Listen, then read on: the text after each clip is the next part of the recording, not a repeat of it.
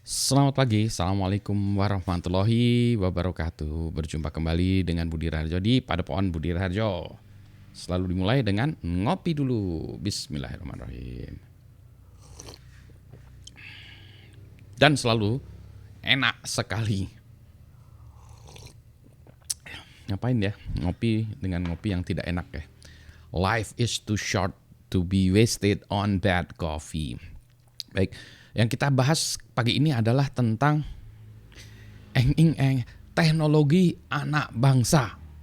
Apa itu teknologi anak bangsa ya?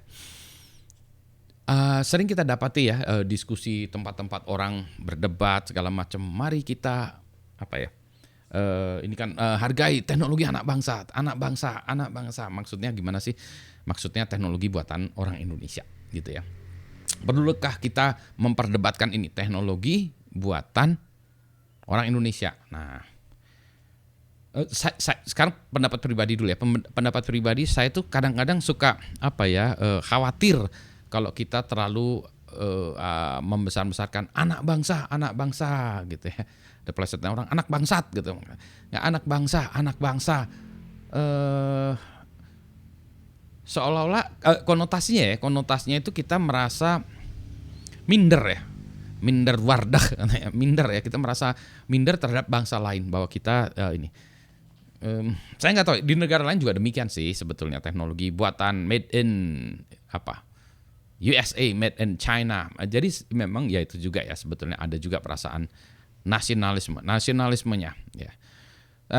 Nasionalisme yang berlebihan juga buruk juga ya. Kata teman saya waktu itu ya, ini orang Kanada, dia bilang you don't have to wave your flag in front of you to show your nationalism. Ya memang betul ya, kita tidak perlu mengibarkan bendera, wah kita nasionalis, enggak, tapi tunjukkanlah dengan perilaku kita. Balik lagi, teknologi anak bangsa. Memangnya orang Indonesia bisa buat teknologi? Jawabannya adalah bisa, jelas. Tempat kami ya kami juga membuat teknologi. Cuma bedanya dengan teknologi dengan yang lain-lain apa sih? Kalau teknologi itu ditunjukkan sebetulnya dengan adanya paten ya, paten. Paling gampangnya gitu ya. Kalau di dalam perguruan tinggi, kalau orang menunjukkan karyanya itu apa? Karya ilmiah, paper, makalah ya. Paper, makalah dengan publish di jurnal, publish or perish, publish gitu jurnal. Kalau di dalam teknologi adalah pembuatan paten tunjukkan bahwa kami menghasilkan teknologi paten ya. Tapi tidak seharus begitu juga, karena ada juga banyak orang-orang yang membuat karya tidak membuat paper, tidak membuat paten juga ada. Cuma ini tadi ya, kalau kita ingin membuktikan ukurannya, kalau dikompetisikan ya tandingannya adalah paten. Nah kalau kita di Indonesia ini memang semangat untuk membuat paper tidak ada, semangat membuat paten juga tidak ada. Paper yang harganya murah pun yang hanya mikir ya nulis tidak banyak yang membuat, apalagi paten yang harus bayar ya. Bayarnya mahal lagi, tahun pertama bayar, nanti ada lagi tahun-tahun berikutnya saya nggak tahu, lupa ya, setelah 5 tahun harus diupdate atau setiap tahun harus diupdate ya setelah itu.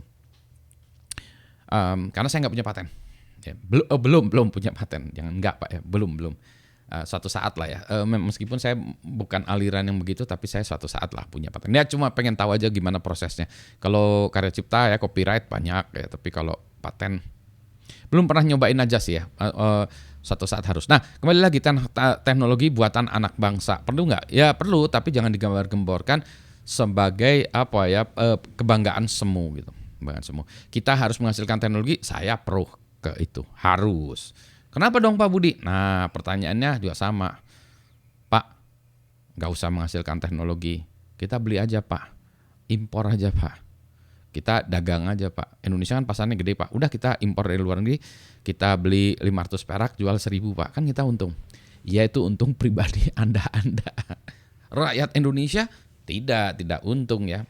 Masalahnya gimana? Masalahnya kita bergantung kepada negara lain ya.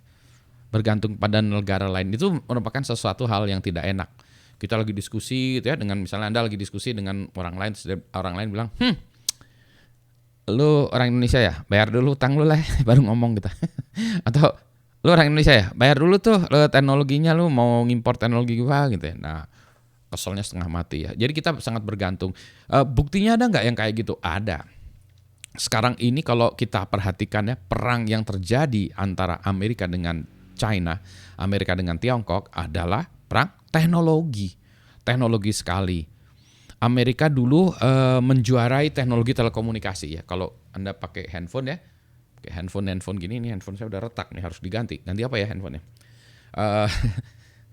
Eh, pakai handphone gini. Nah, handphone gini kan sekarang dulu GSM segala macam ya, 2G, 3G, 4G, 5G. Nah, dulu Amerika tuh rajanya.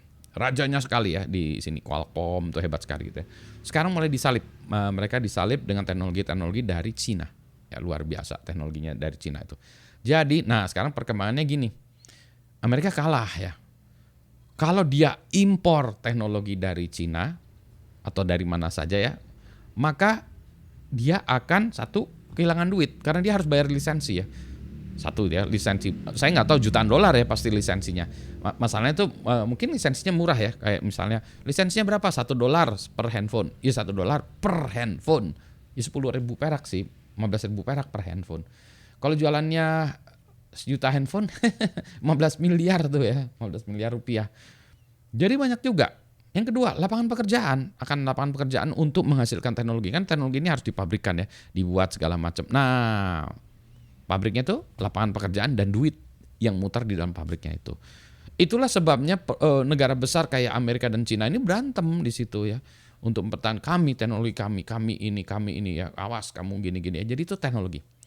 Yang berikutnya lagi sedang diberantakan, next itu adalah AI ya, Amerika dengan Cina lagi. Ya, mereka berdua nih karena mereka ini tuh dua luar biasa ya dari perkembangan teknologinya yang emerging technologies ya. Dulu Amerika jauh meninggalkan yang lain-lain. Sekarang ini China ya udah, Tiongkok ini udah ngejar gitu ya, dan bahkan mereka kalau di bidang-bidang tertentu sudah unggul. Saya bisa katakan misalnya di bidang AI ini juga sudah unggul, di bidang kriptografi juga unggul. Dulu gak ada yang publish paper, tapi sekarang ya publish papernya banyak dari mereka. Menunjukkan apa? Menunjukkan teknologi itu penting.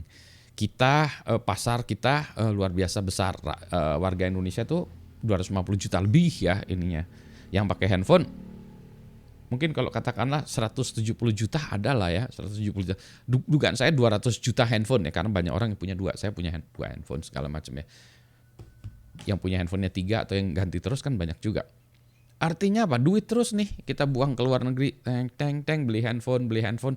Duit terus, pabriknya nggak ada di Indonesia, karena kerjanya nggak ada di Indonesia, semuanya nggak ada di Indonesia, rugi aja kita di dalam value chain production itu, kita nggak ikutan sama sekali ya, rugi aja kita. Pasar menjadi terbesar, triliunan duit kita habiskan untuk beli handphone ya, seluruh orang Indonesia. Masa kita nggak kebagian sih? 10%, 20%, kalau bisa 25%, wah itu udah keren amat ya, bisa seperempatnya dari itu kita, seperempatnya loh, bukan majority, minority masih ya. Bahkan 10% saja saya sudah bahagia gitu, I'm happy. Poinnya lagi apa? Poinnya lagi kita satu harus menguasai teknologinya, menguasai secara teknisnya segala macam, dan dua kita juga menguasai ekosistemnya.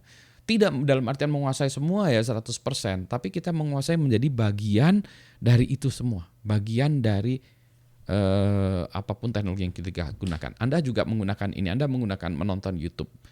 Bagian dari YouTube-nya yang orang Indonesianya atau Indonesianya itu apa gitu. Yakin ada orang Indonesia yang kerja di YouTube, ada ya, tapi kan individual 1-2 ya. Kita pengennya bermanfaat orang banyak.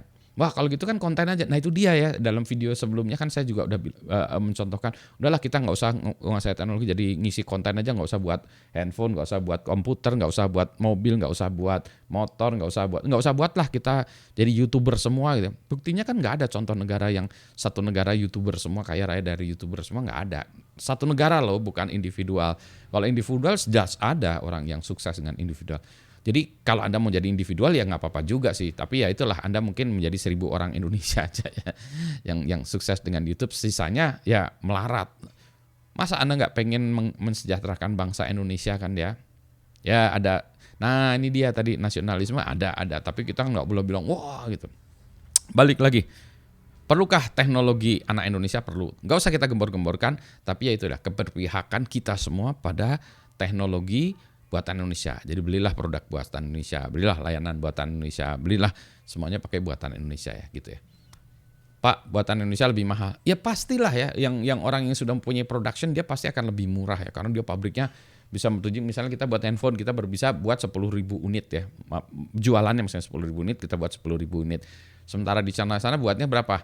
300 juta. Ya jelas harga per ininya jadi murah ya. Karena tadi membuat pabriknya, membuat cetakannya segala macam ya, kalau diamortasi dibagi dengan jumlah produknya jatuhnya jadi lebih murah. Mungkin layar ini kalau kita buat ini 75.000 ya satu layarnya, kalau di sana mungkin karena banyaknya 7.500 ya. Sepersepuluhnya. Jadi ya tentu saja harganya bisa sepersepuluhnya lebih murah. Balik lagi, bagaimana menurut Anda teknologi anak bangsa itu perlu nggak? Apakah Anda juga berkontribusi gitu ya? Secara grup ya, secara bersama, secara rame-rame, bukan individu-individu. Begitu ya. Kalau menurut saya perlu. Mari kita kejar rame-rame. Saya mau ngopi dulu. Nah, ini juga nih kopi buatan Indonesia, lebih keren. Nah, ini juga nih kopi Indonesia. Mari kita buat kopi Indonesia menjadi nomor satu. Nomor satu atau nomor dua, nomor satu atau nomor dua lah ya. Top ini. Kalau menurut saya kopi Indonesia masih nomor satu. Ini kopi tentu saja Indonesia. Selamat pagi. Assalamualaikum warahmatullahi wabarakatuh.